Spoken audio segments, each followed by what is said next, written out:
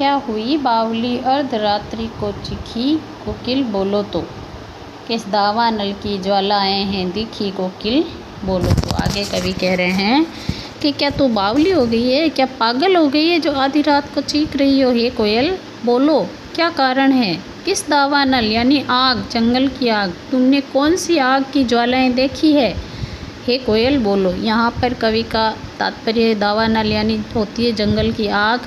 यहाँ पर जो शोषण हो रहा था अंग्रेज़ सरकार द्वारा भारतीयों पर, उस अग्नि की ओर कहा गया है जो हम जब उनके कैद में थे या हमारा शोषण किया जाता था उस टाइम की बात है। तो तुमने कौन सी ज्वाला देख ली है।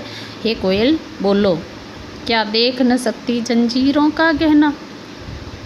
आगे क्या कह रहे हैं। हे कोयल क्या तुम मेरे इन जंजीरों का गहना नहीं देख सकती। मतलब कवि को जो बेड़ियां पहनाई गई थी उनको कवि राष्ट्रीयता स्वाधीनता के लिए गहने मानकर धारण किए हुए थे। हथकड़ियाँ क्यों, ये ब्रिटिश राज का गहना, ये हथकड़ियाँ नहीं है, ब्रिटिश राज द्वारा पहनाया हुआ गहना है, जेवर है।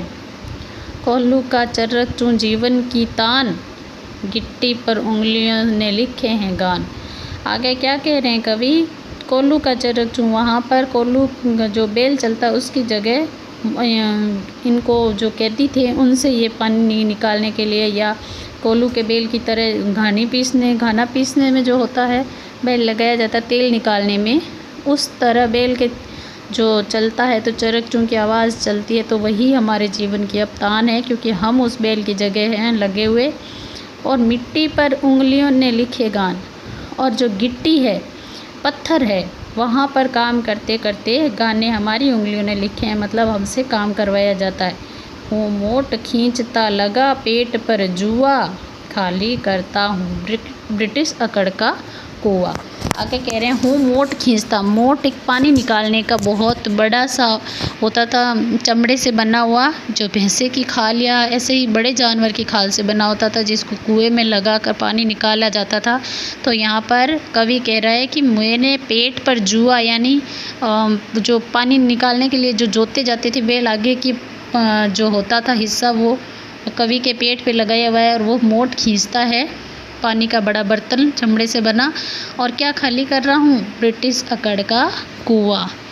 दिन में करुणा क्यों जगे रुलाने वाली, इसलिए रात में गजब ढा रही आली। आली यानी सखी। यहाँ पे कह रहे हैं दिन में करुणा क्यों जगे, दिन में जो तू देखती है उजाले में हमारी जो हालत देखती है उससे तेरे में करुणा जगती है और रुलाने वाली लगती है, इसलिए तू रात को बोलकर गजब ढा रही है। इस शांत समय में अंधकार को बेद, रो रही क्यों हो कोकिल बोलो तो। आगे कवि कह रहे हैं कि ये जो शांत समय है, इस समय में इस अंधकार को चीरता हुआ तुम्हारी जो रोने की आवाज़ आ रही है वो क्यों आ रही है। हे कोयल क्या कारण है आप बताओ तो। चुपचाप मधुर विद्रोह बीज इस भांति बो रही क्यों कोकिल बोलो तो। आगे क्या कह रहे हैं कवि कि तुम हे कोयल तुम चुपचाप मधुर विद्रोह के बीज यानी ब्रिटिश सरकार के प्रति विद्रोह के बीज बो रही हो, ऐसा क्यों कर रही हो हे कोकिल बोलो तो। आगे कह रहे हैं काली तू रजनी भी काली। क्या कह रहे हैं हे कोयल तुम भी काली हो, और ये जो काली रात है वो भी काली है। शासन की करनी भी काली, और ब्रिटिश शासन की जो करनी है, जो वो कार्य करते हैं वो भी गलत है, इसलिए वो भी काले हैं। काली लहर कल्पना काली, जो लहरें उठ रही है मन में वो और कल्पना वो भी मुझे काली ही नज़र आ रही है। मेरी काल कोठरी काली, और जिस कोठरी में मैं अभी हूँ वो भी काली है, वहाँ पर भी अंधेरा है। टोपी काली कमली काली। आगे कह रहे हैं मेरे सिर पर धारण की हुई टोपी और कंबल वो भी काला है। मेरी लोह श्रृंखला काली, और मेरी जो ये लोहे की बेड़ियाँ हैं वो भी काली है। पहरे की हूँ कृति की ब्याली, तिस पर है गाली ए आली। आगे कह रहे हैं कि जो पहरेदार हैं उनकी कृति ब्याली जहरीली है, वो बहुत ही गंदी भाषा प्रयोग में लाते हैं गाली, और उसके बाद भी वो गालियाँ भी देते हैं। हे कोयल हे सखी, वो जो ब्रिटिश सरकार शासन है उनके जो लोग हैं वो बहुत बुरी तरह से हमारे साथ व्यवहार कर रहे हैं। इस काले संकट सागर पर मरने की मदबाती कोकिल बोलो। तो आगे क्या कह रहे हैं कि इस काले संकट सागर, ये जो संकट रूपी काला सागर है, चारों तरफ अंधकार है, इसमें तुम मरने को आतुर क्यों हो रही हो? मदबाती यानी आतुर होना। कोकिल बोलो तो क्या कारण है कि तुम भी मेरे पास आकर मुझे ये गीत सुनाकर मरने को आतुर हो रही हो?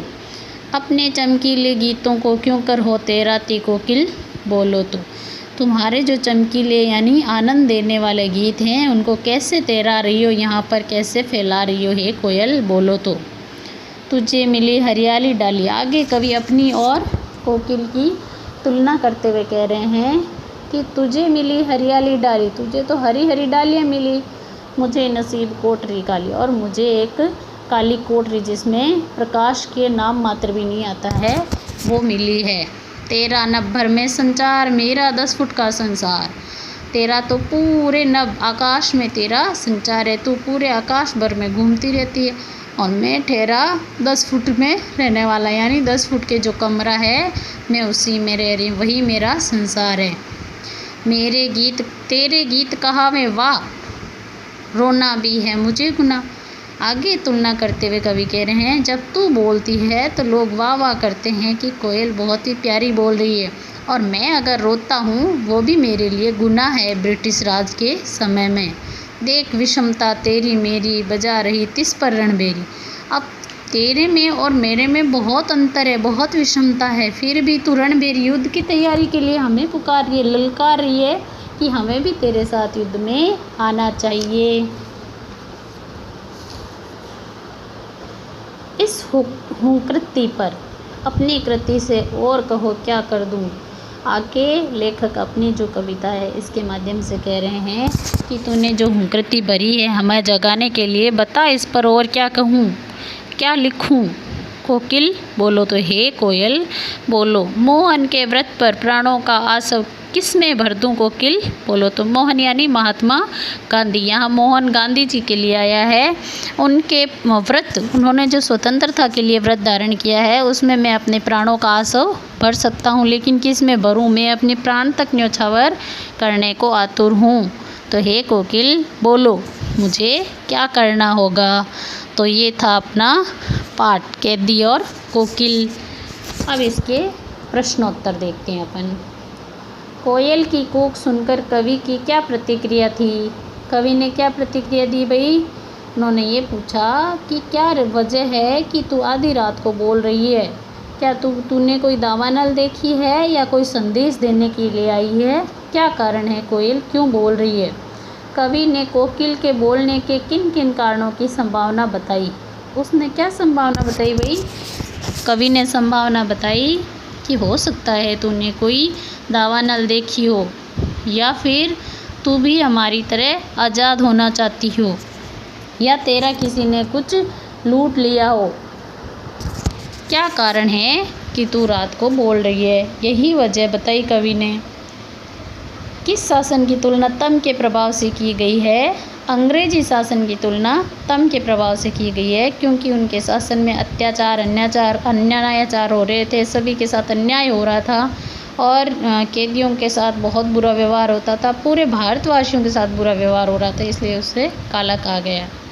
कविता के आधार पर पराधीन भारत की जेलों में दी जाने वाली यंत्रणाओं का वर्णन कीजिए।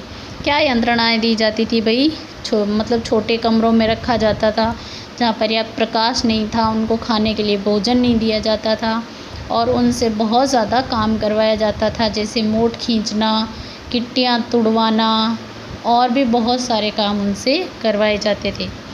भाव स्पष्ट कीजिए। मृदुल वैभव की रखवाली सी कोकिल बोलो। तो कि ये जो हमारे मृदुल वैभव है, हमारे यहाँ की मृदुलता और संस्कृति है, उसकी रखवाली के समान है कोयल, तुम क्या कहना चाह रही हो बोलो। तो हूँ मोट खींचता लगा पेट पर जुआ, खाली करता हूँ ब्रिटिश अकड़ का कुआं। कवि कह रहा है कि हमसे कैद जब जेल में हैं तो बहुत काम करवाया जाता है, पानी निकालने के लिए जो चमड़े का है उससे पानी निकालने का काम जो जानवरों से होता है वो हमसे करवाया जाता है, लेकिन मैं खुश हूँ क्योंकि मैं ब्रिटिशों की जो अकड़ है उसका कुआं खाली कर रहा हूँ। अर्धरात्रि में कोयल की चीख से कवि को क्या अंदेशा हुआ। अर्धरात्रि में कवि को कोयल की चीख से कवि को अंदेशा हुआ कि तेरा कहीं कोई कुछ लुट गया है, या तूने कोई ऐसी चीज़ें देख ली है जिससे तेरा भी मन विचलित हो गया और तू भी आज़ादी के लिए गीत गाने लगी है। कवि को कोयल से ईर्ष्या क्यों हो रही है भाई? कवि को कोयल से इसलिए ईर्ष्या हो रही है क्योंकि कोयल को सभी पसंद करते हैं। कवि कह रहे हैं मुझे तो रोना भी गुनाह है और तेरे तो बोलने पर लोग वाह वाह करते हैं, तारीफ़ करते हैं। तो आराम से खुले में घूमती है और मैं एक 10 फुट के कमरे में कैदी हूँ। यहाँ पर मुझे रोना भी गुनाह है, मैं आराम से नहीं रह सकता हूँ। तू हरियाली डाली में घूमती है, मैं अंधेरे कमरे में रहता हूँ। इसलिए कवि को ईर्ष्या है। कवि के स्मृति पटल पर कोयल के गीतों की कौन सी मधुर स्मृतियाँ अंकित है जिन्हें वह अब नष्ट करने पर तुली हुई है? जब वो मीठी मीठी गाती थी, सबका मन बहलाती थी, और इसीलिए कवि कह रहे हैं कि अब तो ऐसे क्यों चीख रही है। हथकड़ियों को गहना क्यों कहा गया है? क्योंकि एक राष्ट्रभक्ति के लिए अपने राष्ट्र से बढ़कर कुछ नहीं होता, और कवि अपने राष्ट्र और अपनी आज़ादी के लिए ही जेल में थे, इसलिए वो उनके लिए किसी गहने से कम नहीं थी। काली तुए आली पंक्तियों में काली शब्द की आवृत्ति से उत्पन्न चमत्कार का विवेचन कीजिए। ये आप अभी मत करना।